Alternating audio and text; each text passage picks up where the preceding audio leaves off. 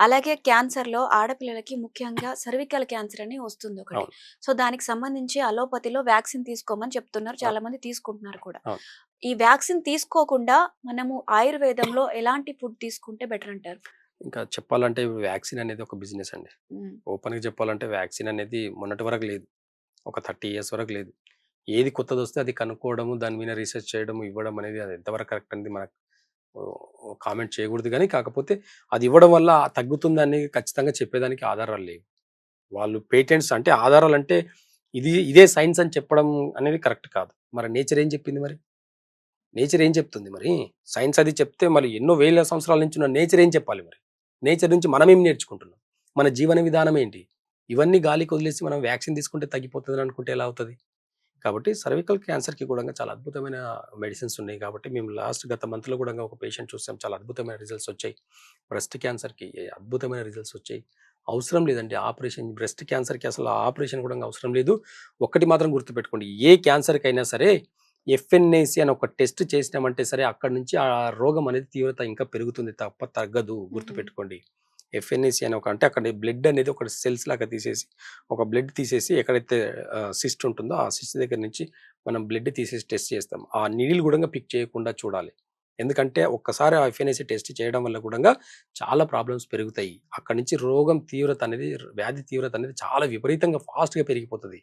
కాబట్టి ఇరిటేట్ అవుతది. Internal organs అనేటివి బాగా ఇరిటేట్ అవుతాయి కాబట్టి అవన్నీ ఏమి లేకుండా నాడి చూసి మాత్రమే సింప్టమ్ చూసి మాత్రమే మనం పసిగట్టి దాన్ని రూట్ కాజ్ నుంచి తగ్గించుకునే దానికి ఆయుర్వేదాలు చాలా అద్భుతమైన మెడిసిన్స్ ఉన్నాయి అంటే కాబట్టి ఇక్కడ ఇప్పుడు టెస్ట్‌లు చేసి గుర్తిస్తారు అవును. క్యాన్సర్ అని చెప్పి. అవును.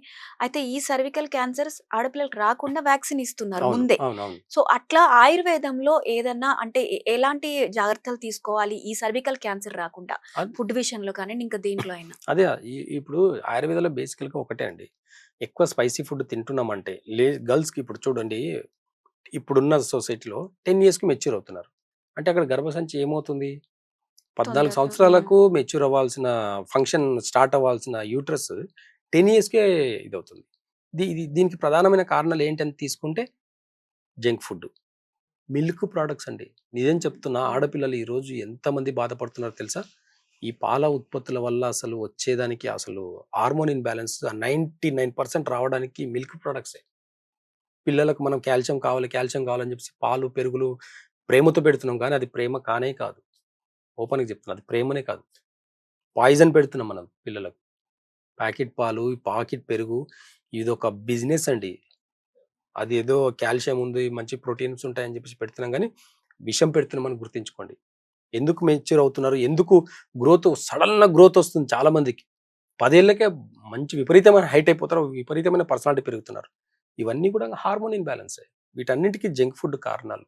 మైదా ఇలాంటివన్నీ మిల్క్ ప్రొడక్ట్స్ గాని టైంలో తినడం, తింటే బిస్కిట్స్ తినడం, పిల్లలకి అలవాటు చేయడం, చాక్లెట్స్ ఇవన్నిట్లో ఏం కలుస్తున్నాయి ఒక్కసారి ఈరోజు క్యాన్సర్ పేషెంట్‌లు ఈరోజు ఇంతగనం పెరగడానికి రీజన్ ఏంటి? ఇలాంటి జంక్ ఫుడ్డే కదా! ఏ ఆయిల్ తింటున్నాం? ఏం తింటున్నాం? ఫాస్ట్ ఫుడ్ సెంటర్‌లు ఎందుకు ఇంతగానం ఎక్కువైపోయినాయి? దాంట్లో ఉన్న టేస్ట్ ఏంటి? దాంట్లో ఉన్న ఎనర్జిటిక్ ఫాస్ట్ ఫుడ్‌లో ఎనర్జీ ఫుడ్ ఏమన్నా ఒకటుందా? లేదు. అంతా టేస్ట్ కోసం తినడమే. మానేయండి టేస్ట్ కోసం తినడం మానేసి హెల్త్ కోసం మంచి ప్రోటీన్ తినండి. ప్రోటీన్ అంటే ఏంది? వెజిటబుల్స్‌లో ప్రోటీన్స్ లేవా? 300 గ్రాముల చిక్కుడుగాయల్లో హై ప్రోటీన్ ఉంటుంది. ఫ్రెష్ ప్రోటీన్ ఉంటుంది. వితిన్ 2, 3 అవర్స్‌లో డైజెషన్ అవుతుంది. అలాంటి ప్రోటీన్ ఫుడ్ తినండి. ఆయిల్ గాని ఏం ఆయిల్స్ వాడుతున్నారు చూడండి ఒకసారి. అవేర్‌నెస్‌తో వాడండి ఆయిల్. గానుగ ఆయిల్స్ ఇప్పుడు మార్కెట్‌లో చాలా వస్తున్నాయి. వాడకం మొదలుపెట్టండి. ఇంకా రిఫైండ్ ఆయిల్స్ వాడకం ఎందుకు మనకు? మీరు కొనడం మానేస్తే వాళ్ళు ప్రొడక్షన్ కూడా ఆపేస్తారు. కాబట్టి అవేర్‌నెస్‌తో తినండి. అవేర్‌నెస్‌తో ఏదైనా సరే ఒక పని చేయండి. మన పిల్లల్ని ప్రేమ అని చెప్పేసి జంక్ ఫుడ్ ఇవ్వడం అనేది గూడంగా క్యాన్సర్‌కి దారి తీస్తుంది గుర్తుపెట్టుకోండి. హార్మోన్ ఇంబాలెన్స్‌కి దారి తీస్తుంది. అది యూట్రస్ మీద ఎఫెక్ట్ పడుతుంది. బ్రెస్ట్ మీద ఎఫెక్ట్ పడుతుంది. ఇలాంటి అవేర్‌నెస్ లేకపోవడం వల్లనే మనం ఈరోజు మన పిల్లల్ని చాలా దీనమైన స్థితిలో చూస్తున్నాం. కాబట్టి అవేర్‌నెస్‌తో పెట్టండి. పిల్లల్ని అవేర్‌నెస్‌తో పెంచండి. తల్లిదండ్రులు గూడంగా ఒక లేడీస్ ఖచ్చితంగా చెప్తున్నాను నేను. ఆహ్, ఈ యూటరస్‌కి సంబంధించిన క్యాన్సర్, సర్వికల్ క్యాన్సర్ అన్నీ గూడంగా చాలా ఇబ్బంది పెడుతుంది. వీటికి ట్రీట్మెంట్ లేదనుకోని చాలామంది ఆపరేషన్‌లు చేయించుకుంటున్నారు. చాలామంది కీమోథెరపీ చేయించుకుంటున్నారు గానీ, ఒక్ ఒక్కసారి ఆయుర్వేదంలో చూడండి ఒక్కసారి మీరు. ఒక 2, 3 మంత్స్ వాడడంలో ఎలాంటి తప్పు లేదు కాబట్టి, ఒక 2, 3 మంత్స్ మెడిసిన్స్ వాడితే మీ ఇమ్యూనిటీ పవర్ ఎంత పెరుగుతుందో చూడండి. కాబట్టి చిన్న చిన్న అవేర్‌నెస్ లోపం వల్లనే మనకు ఈరోజు అలోపతికి పరిగెత్తి లక్షలు లక్షలు ఖర్చు పెట్టుకొని ప్రాణాలు కోల్పోతున్నాం. ఓకే. కాబట్టి నేచర్‌ని ఫాలో అయినప్పుడు ఖచ్చితంగా హెల్ప్ చేస్తుంది తప్ప హాని చేయదనేది ప్రకృతి చెప్తుంది.